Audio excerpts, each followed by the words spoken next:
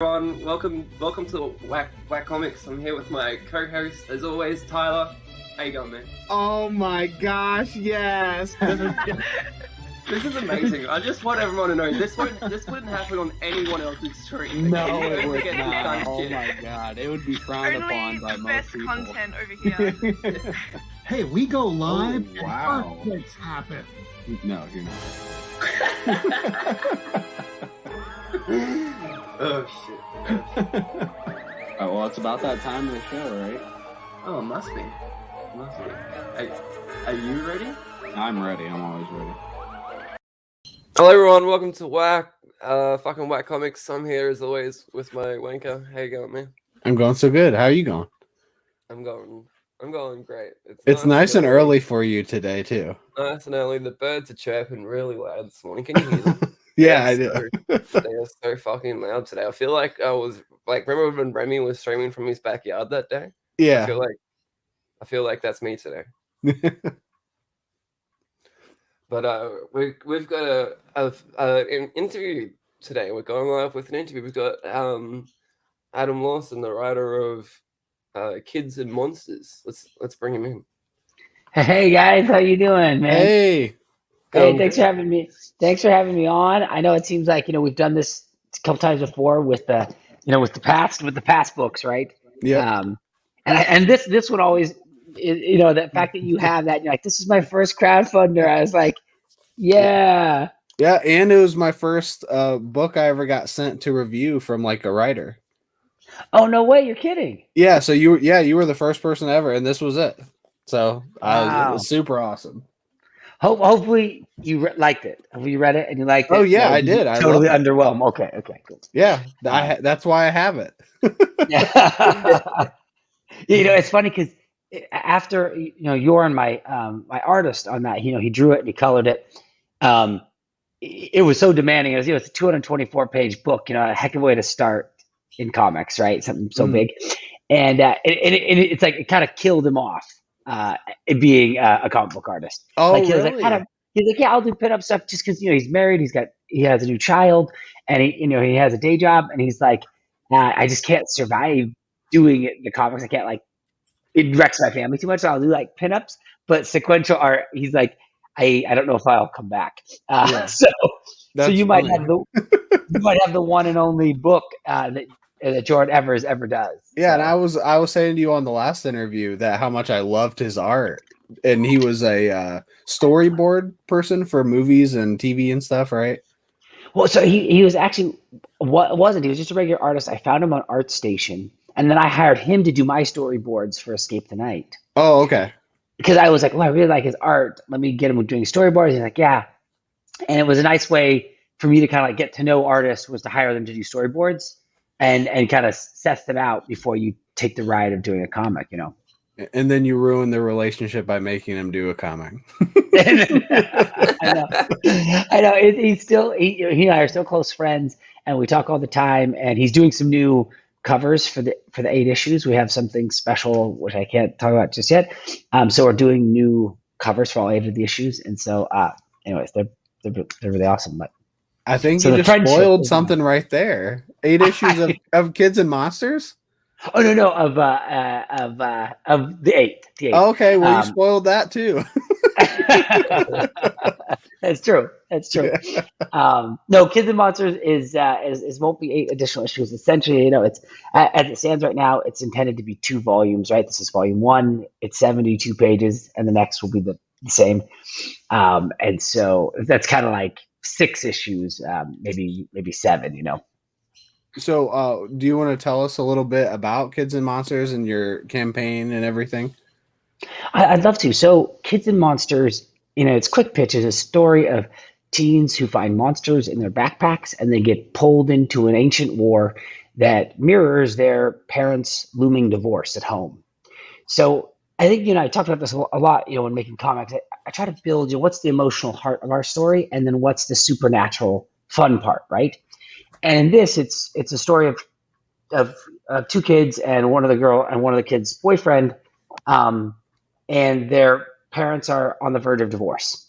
And I think that's something that many people can relate to because whether they've gone through it, they certainly know somebody who has as a kid, that feeling of your family being ripped in half, right? And what that means.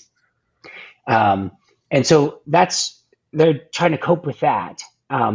And then it's tucked into this supernatural war, right? This emotional conversation that happens under this supernatural war between monsters and these red beasts, right? And the monsters are the good guys, and there's these two worlds: the world within and the world you and I know. And the red beasts are trying to rip them apart. And yeah, straight to the fields. Yes, it is straight to the fields. And it's trying to rip the two worlds apart, and the monsters are sworn to protect it. And the monsters, they live in castles or keeps that look like backpacks on the outside, but inside are like a castle, right? And so the kids find these backpacks and pull these monsters out of them, and they're sworn to protect the two worlds. And so they're off on this adventure slash battle, right, to save the world from being ripped apart, and also their home life from being ripped apart. I read the That's- first I think it was like 25 pages, and it's Yeah, about 75 pages, right? You had the first 22 pages. That I Okay. said. Yeah, and it was so good. Like I really wanted to keep going. I don't know. Are Nice. you already done? Because you should have just gave me the whole thing. I know. I should. So the script is all done, and Maxi Dallo is my artist on this, who's doing such great work. And he's we're probably like about like 40 pages of it. You can see these beautiful pages, right? That have such emotion and energy. And that's Mike Spicer's doing the colors, who did Beta Ray Bill and also Murder Falcon, which is probably my favorite comic of the last decade or so. And you can see he does this. So Maxi, on his side of it, he's probably another 18, 20 pages ahead of me. And then as he gets me pages, I get them colored and lettered right as they come. And so, which is me doing the lettering. And yeah, you can see these beautiful, beautiful pages. And he's doing these pages all traditionally. He's doing them all, real hand inks. And so there's something pretty epic about that, right? When you see real inked pages and there's no undo, right? And they're crafting something. It gives you a little bit even more respect. I mean, all art deserves some respect, but this, for somebody to do it without undo. I wanted to make sure I tucked myself behind so Lee was still there, looking nice and comfortable. Yeah, I thought for sure Lee would move me right away. because last time Lee ended up just a book on a shelf, so I know. He can't be shut out. He can't be shut out this time. Yeah, if you're newer to Whack Comics, even like maybe not even newer, but Lee used to not show his face, and we had Adam on like a long time ago before Lee even showed his face. Yeah, it was a different time. Yes. So so this is Jinsu. So Mally, the blonde girl, it's Mally and Gatsby are the brother and sister whose parents their marriage is falling apart. Or his marriage is falling apart. And Mally meets this boy at school, Jinsu, who comes to her age. She's getting beat up, and he helps her. And they instantly kind of become a relationship, boyfriend and girlfriend. She's like, "Are you trying to be my boyfriend?" And he's like, "Yeah, why not?" And so then they jump right into it. And what I wanted to do with this tale was to have that romance, not be something about people coming together. I think often in teen or young romance, it's about, oh, do they like me? Whereas I wanted this to be about what's it like to have a relationship and make it work. And so like they get together right away, and they're still. I agree with you. I think it's a fraud too. I think this is his stand-in. But so he and so this is their tale of Jinsu becomes her boyfriend, and he had moved to the U.S. from South Korea after his parents split, so he has a bit of history with the struggle as well too, and so that becomes our trio. And I think that it's interesting. Somebody did a review. Nick Fryer. I don't know if you know Nick. He's a similar guy to yourself. Lots of cool reviews, and he felt like Jinsu was going to be the fan favorite character. And so, but so he does like video games and Hapkido, and the monster he ultimately finds, like he controls it with a remote control, like a controller from a video game, and each of the monsters are somewhat of a reflection of the kids. So that's the world of kids and monsters and what it is. And if I don't know if you want to let me share screen 1 second, I can show you some of these cool Yeah. lines. If you let me see if I can. After that, I'll share my screen and we'll look through the Indiegogo together. I was just looking at the trailer there. It looks really cool. Oh, thanks, Lee. So this is fun to see, like the original inks, and I'm more offering this in both color and black and white because there's a little part of me, and I don't know if you guys feel this, that kind of sometimes likes the lines, right? Just to see it with just the lines, and you can see, Maxie's beautiful pages here. There's Gatsby, who's sort of our point of view character, seeing one of these cracks in the world that are a result of this war, and there's these red beasts are pouring out. And then here's the fateful meeting of Jinsu and Mali here as they get together, and this is Gatsby's discovery of that there's something evil in the girl's bathroom. Yeah, And that was a great moment. That was funny. right, and then this is this, and it turns out his math teacher is this cultist because of course to all 12-year-olds that's probably true in their mind. And so this is him summoning these red beasts, and splitting the world. And it's these rings right here. There's 6 of them. And once they're all broken, then the 2 worlds will separate forever and people will be miserable. But the cracks can't be seen by anything but human eyes. So they can't be videotaped or recorded. And then I love what Maxie does here. If you see all these cool speed lines, kind of manga style, right? It creates all this sensation of motion, right? And it's comics, so it's like they're going to be skateboarding kids, but they're not just, like you and I probably skateboarded, where we just kind of truck along the street, like they're cruising down, at 50 miles an hour, down a mountain road and jumping through traffic, because that's the fun of comics, right? Yeah, these are amazing pages. I've just like Lee kind of got me into collecting some original art, and these are amazing. Yeah, no, I agree, Lee. Isn't it? And original art is so fun, right? Because you feel like you're holding a real piece of this creation in your hand, and it's pretty special. So I know you started with the 8th. Well, actually, I don't know 100%. That's where you started me reading your work, was with the 8th, and then you had the Kill Journal, and then now you have this. Yep. So that's right. This is like it seems much more PG, and your other 2 are very rated R. Was there a decision that you made? Like, what made you decide to do that? Well, I think there's 2 things about that. One is, I think for any artist, you have different parts inside of you, just like any person does, right? And some parts are dark, and some things inside of you, there is maybe some very harsh feelings, or there is some very tragic, violent things that have happened in your life, or whatever might be the case.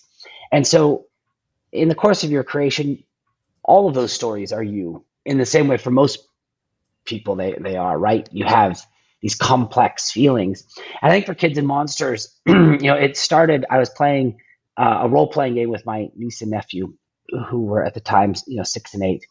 And I just was making up a role-playing game, kind of like Dungeons and Dragons, but a storytelling game.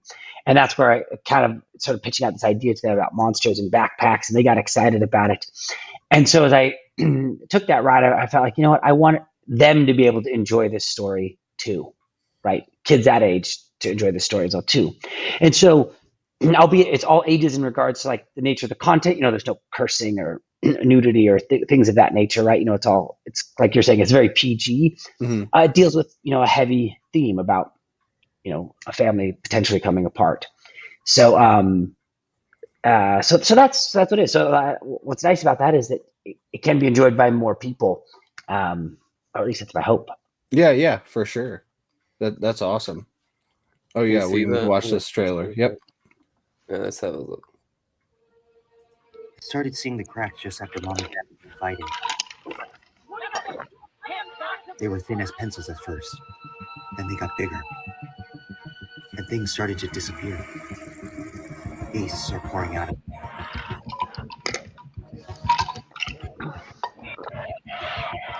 beasts trying to rip the world in two. Just like my family is being ripped in half by my parents. But we're not alone. There are keeps shaped like backpacks hidden in the world within. They hold monsters for those willing to fight. Here, monsters are not the things to be afraid of, but embrace. Monsters are the ones who are going to save us. That's a cool trailer. Yeah, that is fucking awesome. It's cool how different the monsters are too. Like they're just not all the same. I know you already Right. touched on that, but they look so cool.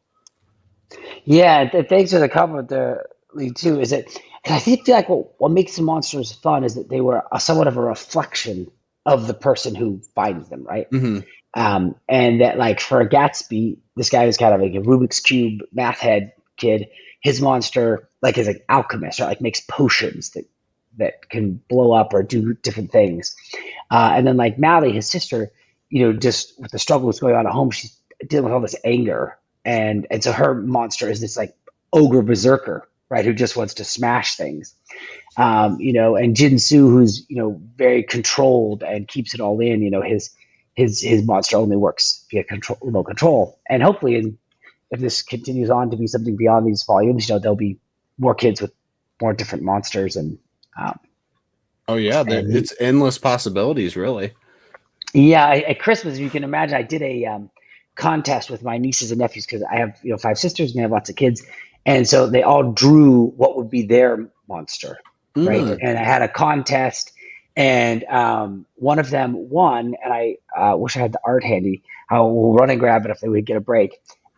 And it was like this tentacled monster. And it was this girl with like a tentacled monster, and she painted it, on canvas. And it was really fun to see, like, what would be your monster? Yeah, that's super cool. I love that idea. Like everyone has their own monster that matches up with them, so you could have your own monster as a kid. That Right. makes me. What would my monster be? I know, right? That what would your monster be? I mean, we know Lee's would be a bookshelf. I know mine would be Tyler. That would be your monster. Just a giant me running around in your backpack. Yeah. Yeah, but Marshmallow Man size from Ghostbusters, of course. Yeah. Even just regular size Tyler is pretty scary. But yeah, I think that's fun. And I had, Oh. so as I work in games too, and so I thought, it would be cool if there was a game where people could play with what was, what was their monster. I love that this came with figure them. here too. You were showing us this figure just before. Would you mind showing it again? It's really cool. Yeah, thanks, Lee. So this is, I wanted to do a collectible item, right? And it's really expensive to mass produce things. You have to really go deep into debt. So I, hired a digital sculptor who sculpted this. We printed it, and then it was custom hand painted. Uh, and so it's a really beautiful, not cheap, but a super beautiful, incredible, truly one of a kind collectible. And I feel like there's nothing quite better than to hold, a favorite character in your hands. And I'm a collector of these kinds of things, and I thought it would be so fun if somebody could hold it. And a little part of me is kind of sad to even lose it when somebody gets it, because they will have the only one. Yeah, I'd love to see like packaging, not with that, but maybe if you did more, because these monsters are really fucking cool. I'd love to see like all the monsters get their own like packaging, like an action figure, and sell those, because I love the main one. What's his name again? Is it Gore? Gren. Gren. This guy right here, yeah. Well, so tell me this, Dad. If you were to get a toy from this and leash way into, do you want, like this? I had the monster popping out of the kid's backpack. Mhm. This is a super difficult sculpt, not an easy toy to replicate. Oh 'cause yeah. it's really intricate. But if you were to have a toy, would you want to see, the monster or the kid, or them, like the kid riding the monster's back, or like how would you like to see it? What do you think is more important, the kid or the monster to you? I think probably the monster is just more sellable. What do you Yeah. think, Yeah. Lee? Yeah, I think I like your approach there with going with the both of them. With the monster coming out of the backpack. I also like the idea of like the the kid like riding on the monster's back or something, you know, like on his shoulders, you know. Or a 2-pack with the kid with the monster, so they each get like maybe an accessory, kind of like how Right. she's holding the hammer, and maybe the monster has something too. And you talked about the one kid has like a Rubik's cube. Maybe that could be an accessory for him. Just be really random and funny that he can hold his Rubik's cube. I like that. No, I think love that's the- cool. Go ahead. Sorry, I was going to say I love the black and white edition here too. We haven't really got to speak about that yet. What made you want to put out a black and white edition also? Well, as I looking at those pages as I was showing that came from Maxi, I felt like, man, they're so beautiful in black and white. And now Mike Spicer's colors are awesome, and that's part of the magic too. But I felt like, man, if I was a backer, because I've backed over 170 books, so I back a lot. I would be wanting that myself, right? I would be looking for, hey, do they have a line art version of that instead of the colored, or both? And so I think that's what it's. And I love manga a ton, and yeah, I really enjoy that. There's something nice when you just see the line. So I felt like, I'm going to do that because I wish other people did it more often because I want to buy those. That is awesome. This is my favorite sound effect right here too. Whoosh. This one, whack. Whack. Oh. It's a good sound effect. The question is that where Whack Comics, is that the Whack? Is that what inspired it with sound effects from comics? It was the sound effect, yeah, that inspired it, yeah. No. So this is, I think I started a Substack just on the launch of this campaign. For lots of people, particularly people who live in different countries, shipping's a pain sometimes. And so I'm building out, I have a whole pathway and lineup for my Substack that's going to give people deep dives into the creative process, videos, showing lettering, all kinds of cool stuff, and get monthly digital comics. And so it was a way to like, hey, because people on the 8th campaign were asking about a Patreon. I thought, this could be a cool way for people who want inside access and they're going to get everything just in the digital format. So a nice way to come along.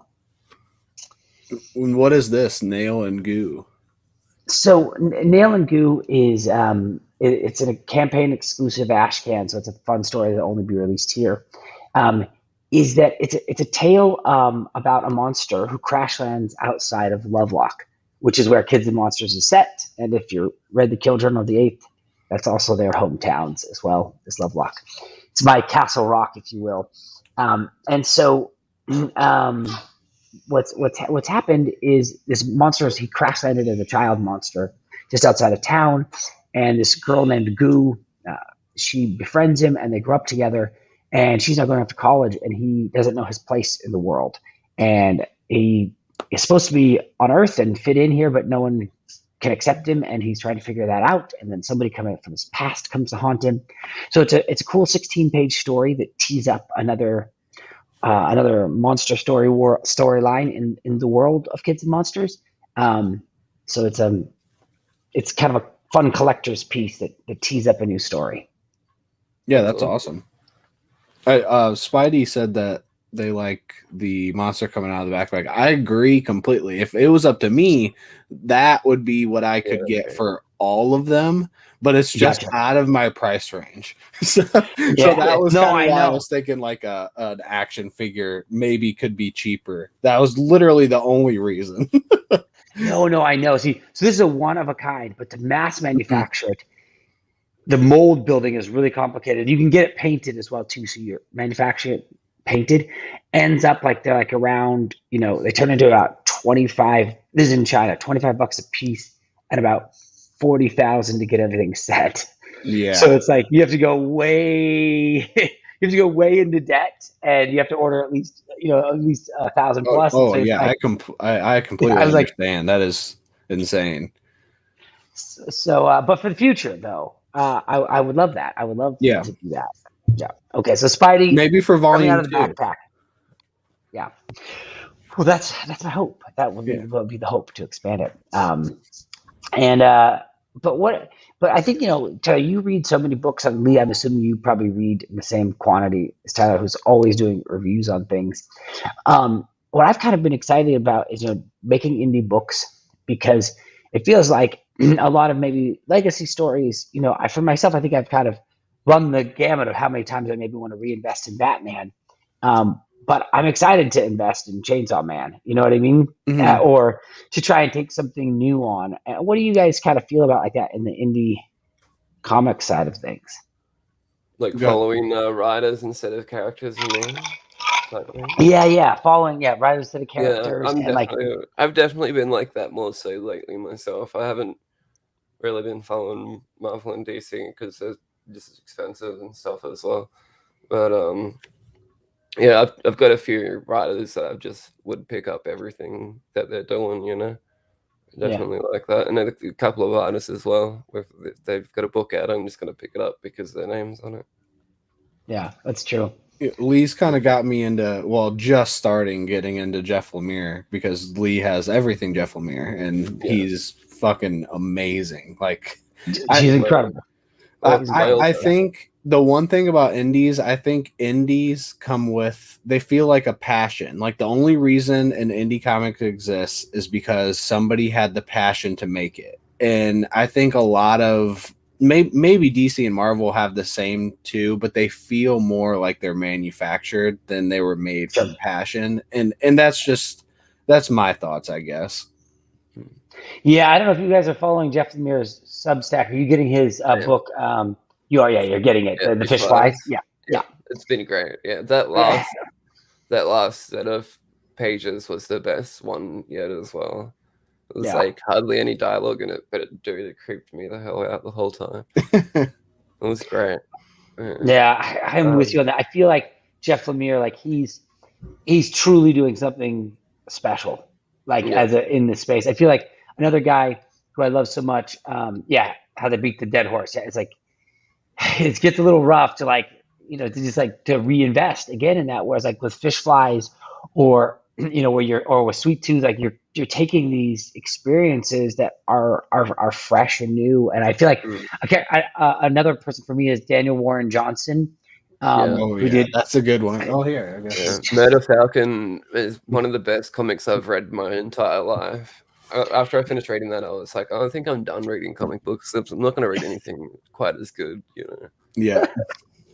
Lee, I think you said it best too, because I've got Murder Falcon literally right here. Yeah. It's like, I mean, like, that's how committed. It's like, it's the same thing too that happened after I read this. I was like, I gotta step up my game. I mean, this is like, and it's why one of the reasons I reached out to Mike Spicer did the colors on it, because it's like, what he's doing here and the stories he's telling and the heart. It's like, this guy, guys, trying to survive cancer and dealing with these monsters, and it's like, I'm touched when you read the pages. You're touched, and it's like it's been a long time since I've been touched, maybe from a big two book, which is the way it's You're like, I agree with you. After that, you were like, it's gonna probably be downhill from here on out. Yeah. But talking about writing, we've got something special for you, Adam. We've only done this once before, so we're gonna get into it again right now. So here we go. These 6 people will say anything to win $50,000. James shouldn't be here. Hey, what have I done? I'm not going to let you know which questions I got right. This definitely isn't where it ends for me. This is the Writers' Game Show.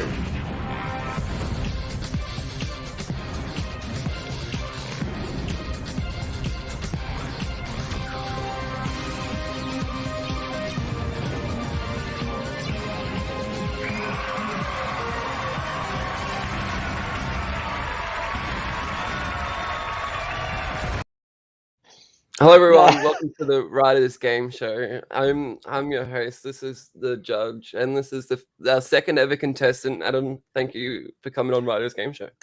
I'm humbled to be a part of something. This is such a spectacular show. I've been watching it since my childhood. It's really, really meaningful that I'm here.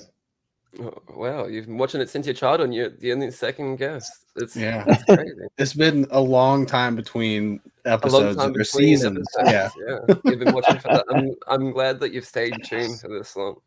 I'm going to get into the first question. Okay, if you were to write a comic book about your writing process, what would it be called? I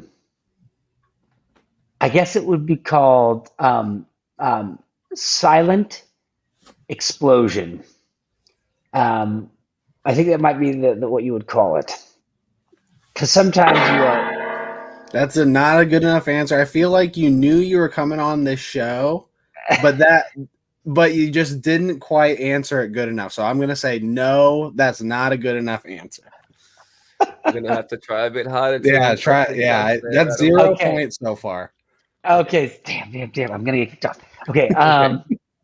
This is So the second question. Okay. You can take your time with this one and get a pen and paper if you need to. okay. Okay.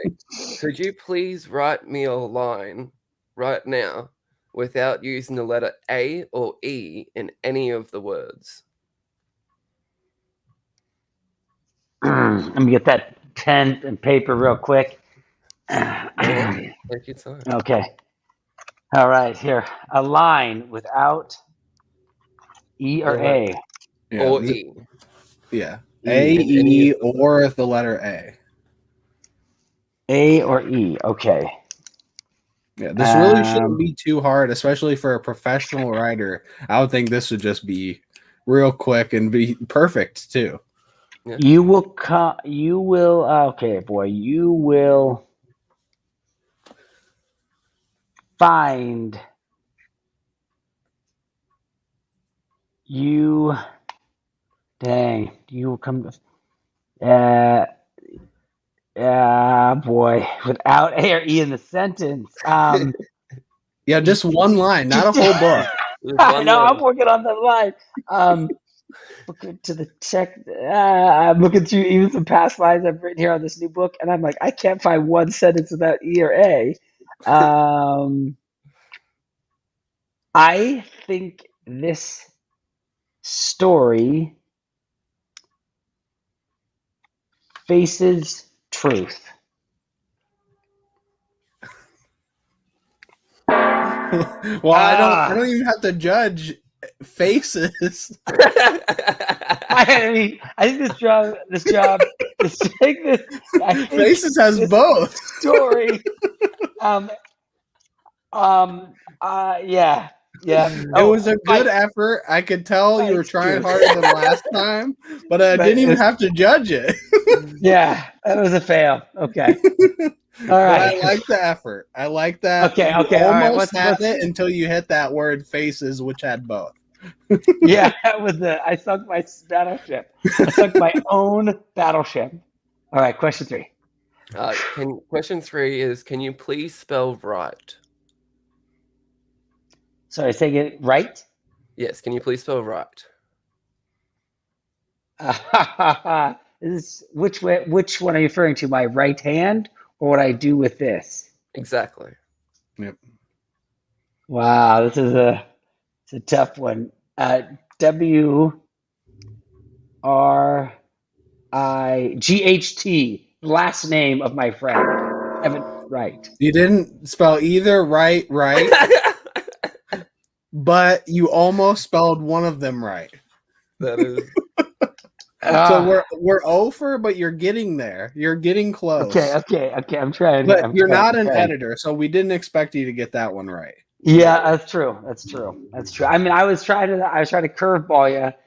Go with the last name of a friend of mine, right? Proper noun. Try to avoid.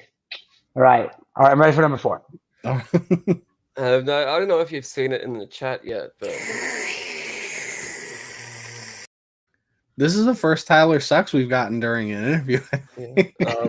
I was wondering if you could tell me, why does Tyler suck?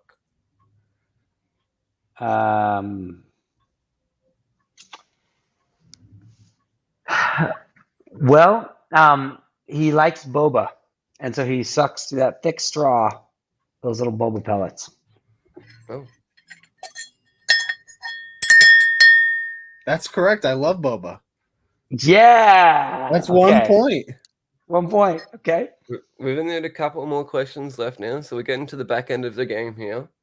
The next question is: why doesn't Daddy call anymore? Why doesn't Daddy call anymore? Because he's seeing someone else. Oh, wow.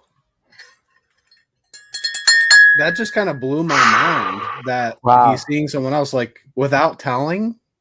Yeah. Yeah. Wow. No, he didn't even warn you about that. No, but that's correct. Nice. You're Okay. doing a lot better in the Yeah, second you're on half. fire. I'm turning now. it around. Yeah, Yeah. heating up at least.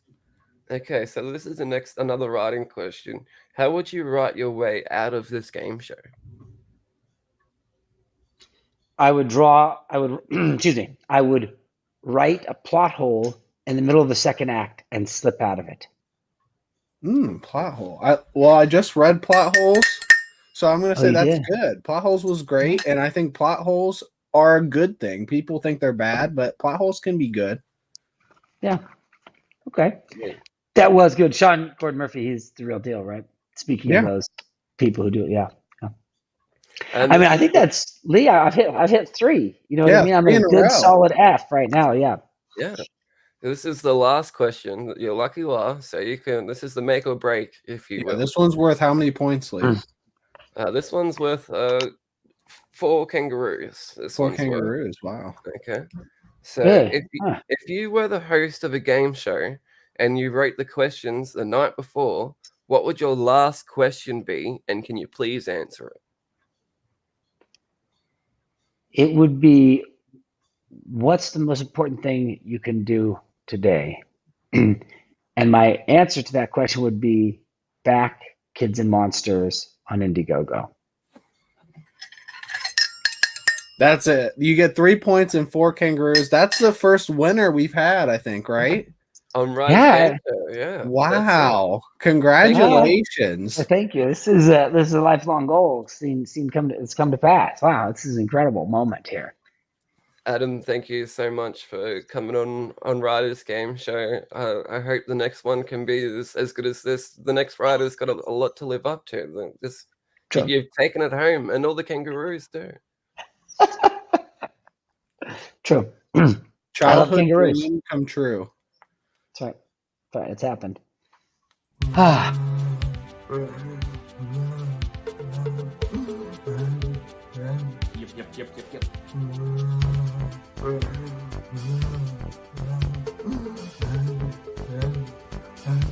Yep. Oh yeah, baby. Yeah, this song is for you, baby. Whack your comics, not your thing. Whack your comics, not your thing.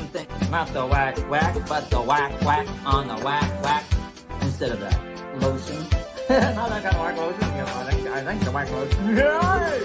I know you like it if you give it a chance now. Whack your comics, not your thing. Whack your comics, not your thing.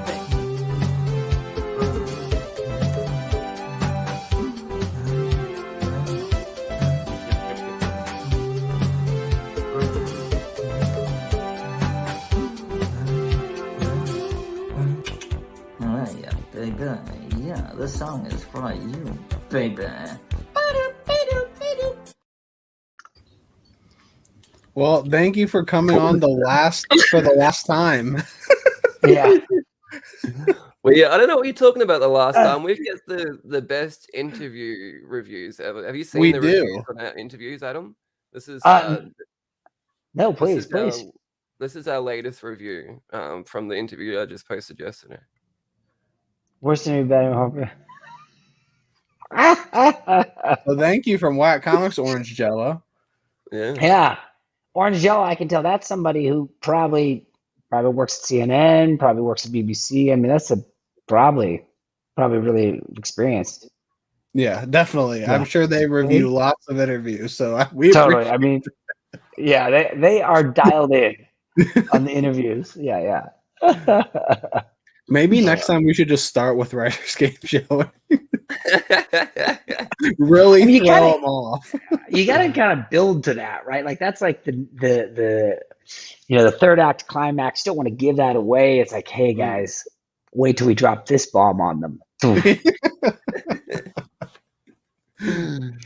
Thanks heaps for coming on, though, Adam. Really appreciate you being here. Why don't you tell the people one last time where they can find you and all the things. Yes. Hey, so the best thing you can do is you can go to Indiegogo and look up Kids and Monsters. It's my new graphic novel. You can get it there. Indiegogo is a rad crowdfunding place. If you don't know, it's kind of like Kickstarter, but they've been great to me in the past, and so it's a cool place to back comics. And then if you want to find me on socials, you can find me at Gifted Rebels Co.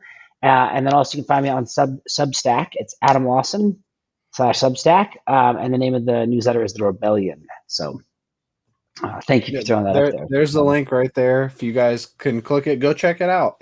I've already read like about a quarter-ish, and I fucking loved it. So I'm super excited to read more. And I've loved everything you've written. And I literally think I thought the Kill Journal was a little bit better than the 8th, and I think this has started out a little bit better than Kill Journal. But I mean, I think it's fun to see you because just like progress over time, just any writer. But I'm really enjoying it. I can't wait to finish it off. Dude, thank you for that. It's much appreciated. And like Tyler, I feel like you will be my barometer in life. I can be like, Tyler, how was that one? How does it rank? You know, because you've been with me from the beginning. You know, I feel like it was our both firsts. And Lee, I guess, Lee, did you when we did the 8th? Did you read the 8th? I read the 8th. You had the 8th. Okay, so I guess it's this trio here. This trio right here began together, and in 5 years from now, it'll be like, dudes, how does this rank out? You know, you let me know. Is Jeff Lemire or not? You know, where am I at? That's a high bar. I mean, it's a very high bar. I don't think you could ever hit. I don't think that's a real bar. It's like, how close to Murder Falcon is it? Is it like a long ways away or close? Also, we've got an artist in the chat, Ignacio DeMeglio. That's the person I was showing you before. And that would be awesome to see a spinoff. If you would ever do more like a bunch of different spinoffs where you need extra artists, Ignacio would be an awesome recommendation from me. He should send me his portfolio. I would love to see more of Ignacio's stuff for sure. Yeah. Because if this Kids and Monsters thing really like takes off, like you want to do a volume 2 already, and I mean, like I said, this is endless possibilities with kids and I mean, you could even do another universe. You could make a whole MCU of Kids and Monsters. Yes, I love it. Keep sending that thought out into the universe, Tyler. I'll take it. I will. Sometimes Tyler doesn't suck. It's great. But thanks so much for coming on. But totally, we'll wrap guys. this up, and we'll do this again sometime when Volume 2 comes out, or anytime you want. Okay. Oh, thanks, man. I really appreciate it, Lee. It's a pleasure seeing your face now. I know the man behind the book. The man behind the book. Next time it'll be the books. We'll switch between each time. Okay. Back and forth. Thanks everyone for watching. Go back Kids and Monsters now. Thank you.